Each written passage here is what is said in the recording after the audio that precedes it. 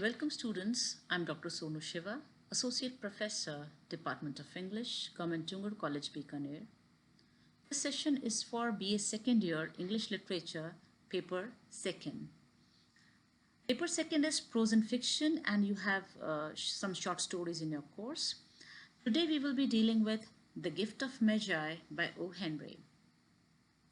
Who were these Magi's? These Magi's were the three wise kings who brought gift for baby Christ. And before going to the story, let's have an introductory look at the writer O. Henry. O. Henry is a pseudonym of William Sidney Porter, original name William Sidney Porter, and here you can see the difference between the spelling. And O. Henry is his pen name. He was born September 11th, 1862, Greensboro, North Carolina, US. He died June 5th, 1910, New York.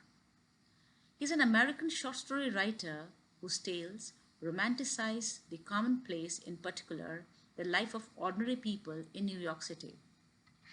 So most of his stories, they deal with the life of ordinary people of especially New York City. His stories express the effect of coincidence on character through humor, grim or ironic, and often had surprise endings. O. Henry is famous for the surprise endings, for the twisted endings in the story. There's element of surprise for the readers, and there is also a touch of humor, because here also in the title, The Gift of the Magi, it's a story of two ordinary couple. They are poor, and he has surprisingly connected them to the Magi's, who were the wise kings and who were rich and who brought a gift for baby Christ. Let's have a look at life of the author, that is O. Henry. In 1882, he went to Texas, and here is an account of the places he worked. He worked on ranch and then later as a teller in the First National Bank in Austin. He began writing sketches at about time of his marriage. He was married to Ethel Estes in 1887. And in 1894, he started a humorous weekly, The Rolling Stone. And when this venture failed, he joined Houston Post as reporter, columnist, and occasional cartoonist. These are things that he kept on doing, one after the another. In February 1896, he was indicted for embezzlement of bank funds, and this was a twist in his life. He was imprisoned for embezzling of bank funds. Sentence was shortened to 3 years and 3 months for his good behavior. So in prison, because of his good behavior, his punishment was shortened. As a night druggist in the prison hospital, he could write to earn money for support of his daughter Margaret, and when he emerged from prison, W.S. Porter had become O. Henry. So most of his stories he has written from prison, and this O. Henry is a pen name that he adopted for himself. If we have a look at his important works in a nutshell, if you want that, in 1902, O. Henry arrived in New York. This collection, Baghdad on the Subway, it's from December 1903 to January 1906. And in this, he produced a story a week. So every week he was writing a story for New York World. He was also writing for magazines. His first book is Cabbages and Kings, 1904. And this book depicts fantastic characters against exotic Honduran backgrounds. These both works, The 4 Million and The Trim Lamb, they explore the life of multitude of New York in their daily routines and searching for romance and adventure. So I've also given that the basic themes that are there in his stories, in his collection.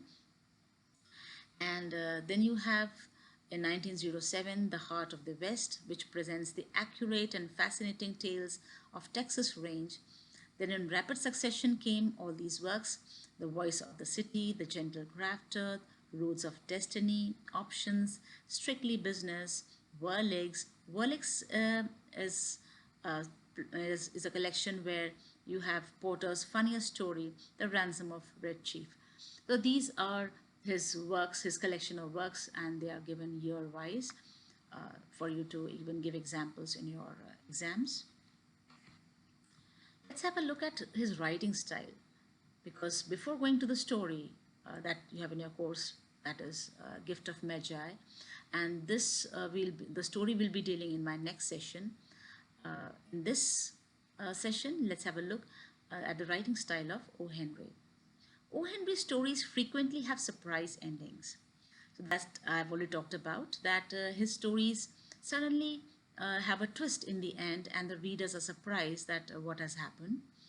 In his day, he was called American answer to Guy de Maupassant, while both authors wrote plot twist endings. So Guy de Maupassant is a French writer, short story writer.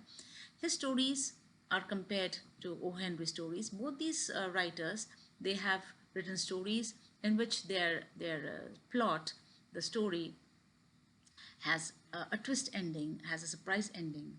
So this French author and American author Henry, they are quite similar in their way of writing. Uh, they are set in his own time. So O. Henry belonged to early 20th century, and his stories also are written from his own time or age. Many take place in New York City and deal for the most part with ordinary people, policemen, waitress, etc. So he picks up his characters from very ordinary people. Even in this Gift of Magi, he's writing about a very ordinary couple who want to purchase a Christmas gift for each other. So here you have that in his stories. He writes about very ordinary people. He had an inimitable hand for isolating some element from the society and describing it with an incredible economy and grace of language. So he wrote for some very uh, ordinary peoples, and he makes this ordinary element of the society, and with his uh, incredible grace of language, he is able to present before his readers. So you find that this is the way he writes, with incredible economy and grace of language. The words that he uses and the expression that he does is incredible. O. Henry typical writing styles can be concluded as humorous language, surprise endings, and cheerful smile. So there is an element of emotion that is mixed in the story. So it does bring a tearful smile for the readers. These are his writing styles, which is associated with him. When you look at the Gift of the Magi, that is a story which you have in your course. Magi, as I've also said in the beginning, is a plural of magnus, meaning the wise men. And it was the three Magi or wise men who brought gifts to the baby Christ in Bethlehem. In a very strange manner, he has connected these Magi to the story of Jim and Della Dillingham, and they are a very poor and young married couple. And the time of the story is Christmas time. It takes place at Christmas time. And this couple, Jim and Della, they don't have enough money to buy each other Christmas gifts. As a Gift of Magi unfolds, as the story proceeds, both sell their most prized possession to pay a gift for the other. And then you find that the story has a purpose. It's not just that they are purchasing gift for each other, it's the sacrifice. Their love is full of sacrifice for each other, that they can go to any extent for showing their love, for making other person happy. And that's the difference, and that's the impact that the writer has created for the readers. The narrator regards Jim and Della as Magi, wise, because they have realized what is truly important in life. And even the readers, they realize, because Magi were the wise people who brought gifts for Christ. But Jim and Della, they are wise because they know what is truly important in life. And the purpose of writing this story, Gift of Magi, is that important is the sacrifice, the sacrificial love in one's life, and human relationships. So this importance he has stated through the story of Jim and Della, whom he calls as Magi's, who are truly Magi's in sense. So that's the story in a nutshell. We'll be dealing with this story, The Gift of Magi, in detail in my next session.